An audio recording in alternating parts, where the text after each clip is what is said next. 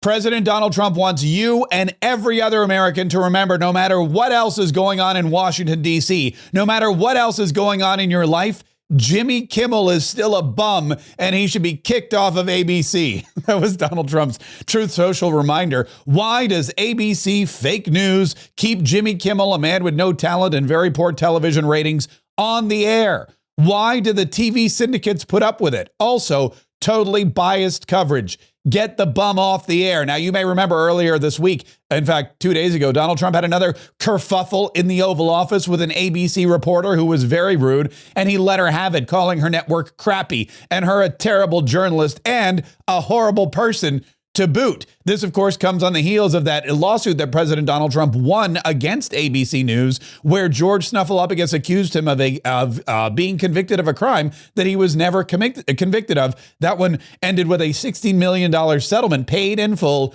to President Donald Trump for what will soon be the most amazing presidential library, I'm sure, in history. But President Donald Trump was on a tear, not just with Jimmy Kimmel. He had some other people he wanted to talk about. One of them was Fed Chair Jerome Powell. Mortgage rates are down despite the Fed. I mean, Scott, you got to work in this guy. He's got some real mental problems. No, he's something wrong with him. It's just sweet. I'd be honest, I'd love to fire his ass. He should be fired. Guy's grossly incompetent. And he should be sued for spending $4 billion to build a little building. I'm building a ballroom that's going to cost a tiny fraction of that, and it's bigger than the whole thing put together. You got to work on him, Scott. The only thing Scott's blowing it on is the Fed. Because the Fed, the rates are too high, Scott. And if you don't get it fixed fast, I'm going to fire your ass, okay? I can't tell you, Scott, sir, don't fire him. Sir, please don't fire him. He's got 3 months to go. Don't fire him. I want to get him out, Scott. Please. He's the voice of reason. You're very lucky you have him, I'll tell you that. All right, Scott Bessent getting props from the President of the United States for being able to keep him in check, which I imagine is a difficult job, but Scott Bessent apparently does it well.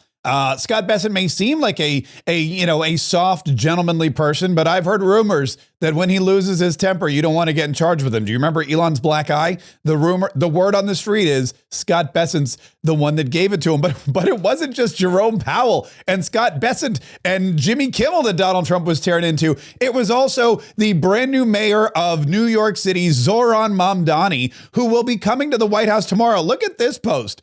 Communist mayor of New York City, Zohran Kwame Mamdani, has asked for a meeting. We have agreed that this meeting will take place at the Oval Office on Friday, November 21st. Further details to follow. So President Donald Trump agrees to the meeting and then posts a Truth Social saying, I'm meeting with the communist mayor of New York City.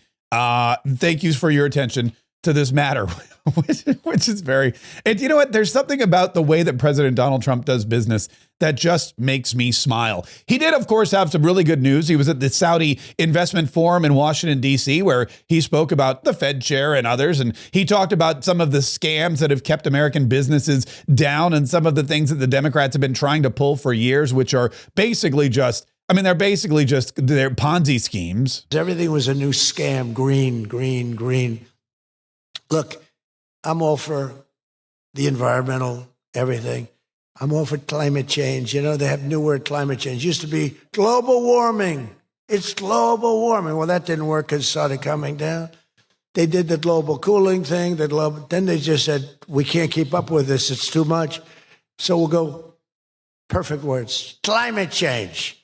They're covered. If it rains, if it snows, if it's warm. It's climate change is destroying the world. Remember, the world was supposed to have been gone 2 years ago. They gave us 12 years, Howard, to live, right? 12 years. But that was 14 years ago. The world was going to burn up, but it got actually much cooler. These people, it's a little conspiracy out there. We have to investigate them immediately. They probably are being investigated.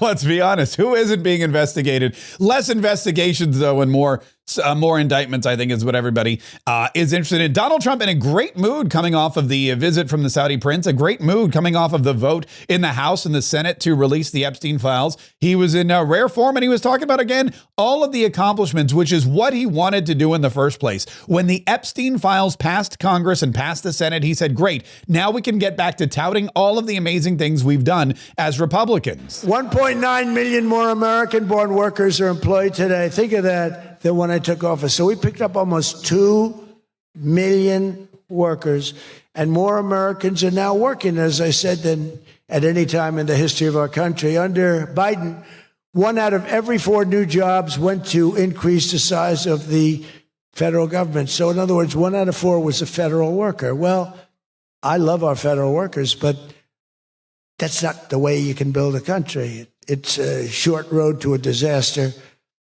Under my administration, 100%, think of that, of all new jobs created came out of the private sector. Which is something that is the way it should be. That's how capitalism works. It's not about government jobs. It's not about work programs. It's all about making sure that people have the money that they need, making sure that they have the opportunities that they need, and making sure it all comes from the private sector. Because when the private sector grows, everybody grows. And Joe Biden did not understand that, or was just too feeble to do anything about it. And President Donald Trump, likes to compare his successes to those of the previous, his predecessor in the Oval Office. And he did so as well by touting the amazing amount of funding that he's been able to get to come into the country. In 4 long years, Joe Biden secured less than $1 trillion. In 9 short months, I've secured $18 trillion to rebuild our factories, create hundreds of thousands of jobs, and bring back those beautiful words, made in America. So think of that. He did less than $1 trillion in 4 years. And in 9 months, we've done more than $18 trillion, okay? That's called success. Yeah, that's what I call it. Donald Trump also has not forgotten about the filibuster. Even though the government's open for business, even though the shutdown is open and Americans are getting paid and flights are flying on time and SNAP benefits are being, you have to re-register for them, but they're there for you if you need them. Despite all of that happening, President Donald Trump still wants to get rid of the filibuster because he has a lot more on his plate, a lot more of his agenda that he wants to accomplish in the next 3 years. And Caroline Leavitt, the press secretary, was on a podcast explaining how the filibuster is still something that Donald Trump wants the Senate to look at and remove. He's in total agreement that we need to let go of the filibuster. It's not serving the purpose that it originally intended to serve anymore. It's really a moot point. And he wants to see it gone so that he can have the most productive 3 years of any president ever. He's already been so productive in his first term. He ushered through the largest middle-class tax cut in just 6 months, which is amazing. There's so much more work to do. Election integrity, voter ID, getting rid of universal mail-in ballots. All of that can be done if Congress works together and gets rid of the filibuster. So the president is definitely talking a lot about that, both publicly and privately. I know he's expressed his opinion on that to leaders in the Senate who may agree or disagree. We'll have to see how it shakes out. But there's so much that can be accomplished, and we must take advantage of having the most productive president in the Oval Office. Republicans need to get off their butts and move, and that's what the president wants to see them do, and that's what the American people are expecting. Yeah, we need the president to have the power to be able to sign legislation that is not held up by the minority, the angry minority, who we already know is willing to do whatever it takes, even if it means keeping people from their jobs, keeping the military from their paychecks, keeping people from getting paid, keeping people from getting food, gumming up the works for the airlines, interfering with people's holiday travel plans. No matter what the Democrats do in order to stop President Donald Trump, they don't care. They've already done some of the worst things you could possibly do, directly speaking. So there's nothing left but to get rid of the filibuster so that the minority does not have the power to hold the American people hostage anymore. When it comes to low-life Democrats, there is a new video being passed around that a bunch of Democrats, also former military and CIA agents, have created.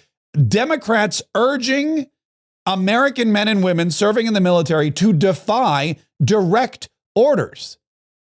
There are Democrats. They created a video. Democrats are urging the American military to defy direct orders from their commanders.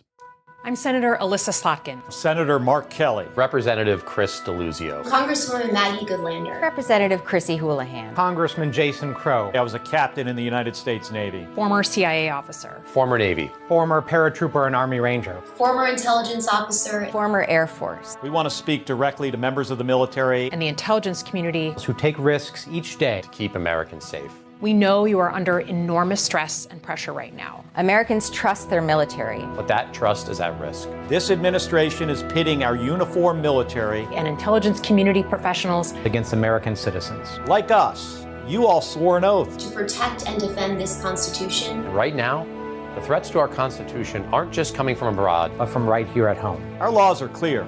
You can refuse illegal orders.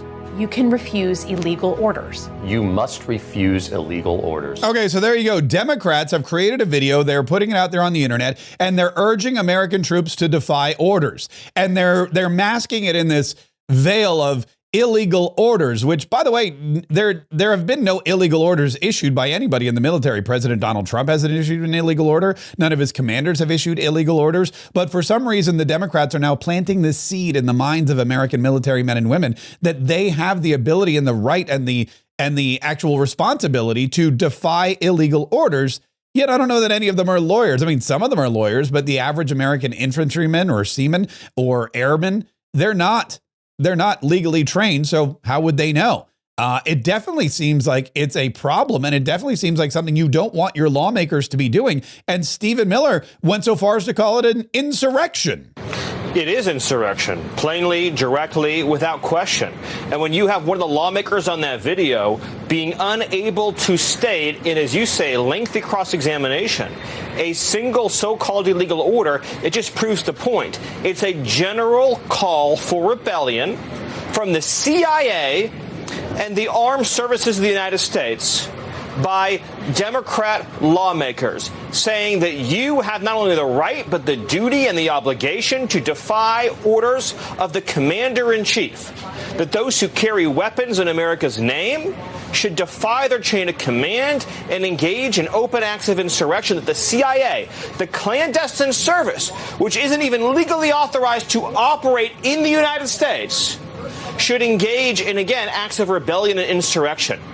These lawmakers should honestly resign in disgrace and never return to public office again for even daring to think, let alone to say these words and to say them proudly. But it shows what a dangerous moment we're in. We have seen the Democratic Party nurse the flames of violence and insurrection against the federal government for the last 10 months. When you see this continuous campaign of violence against ICE officers and Border Patrol agents, when you see Democrat sanctuary politicians and Democrat sanctuary governors side with the rioters, side with the assaulters over federal law enforcement, and that spills even into juries and grand juries, when you see Democrat jurors engage in nullification to let off violent attackers who are engaging in physical violence, physical assault against federal officers. This is a dangerous moment. You have a political party, an organization, the Democrat Party, and their message is that any action, no matter how unlawful, no matter how dangerous, no matter how much it threatens constitutional order, is justified if it keeps Democrat policies in effect at any cost. And that is something that truly needs to be investigated. Democrat lawmakers who swore an oath, not just as members of the military and the CIA and other organizations, but also as lawmakers to protect and defend the Constitution from all enemies, foreign and domestic, now urging other military men and women who also took that oath to just defy direct orders if they feel like they're unlawful. Again, it's a dangerous, slippery slope, and it is definitely something that should anger all Americans, should anger anybody who ever voted for these folks, and should anger anyone in the American military. Also, don't do it. It's never a good idea to take matters into your own hands, especially when your commanding officer is giving you some kind of battle-ready order. Again, I've never served, but I know people who have, and I just assume that's probably not That's probably not a good idea. Hey, listen, speaking of good ideas, a great idea would be to get my new book, Go Trump Yourself, 10 Ways to Live Like Trump in Any Economy. This is a book that you can download right now immediately. It's a digital download with an audio copy as well. So you can read the book, you can listen to the book, you can listen to me read the book to you. It's an incredible collection of stories. And that's just not just me saying it. Inspirational, says Wendy M., one of the most honest and precise books about Trump. This book is hilarious. It's hard to find humor in the day-to-day chaos that is caused by our political elites. Download this book. You're going to enjoy every minute. You're going to learn some amazing things. And if you download it today, you can start living like Trump tomorrow.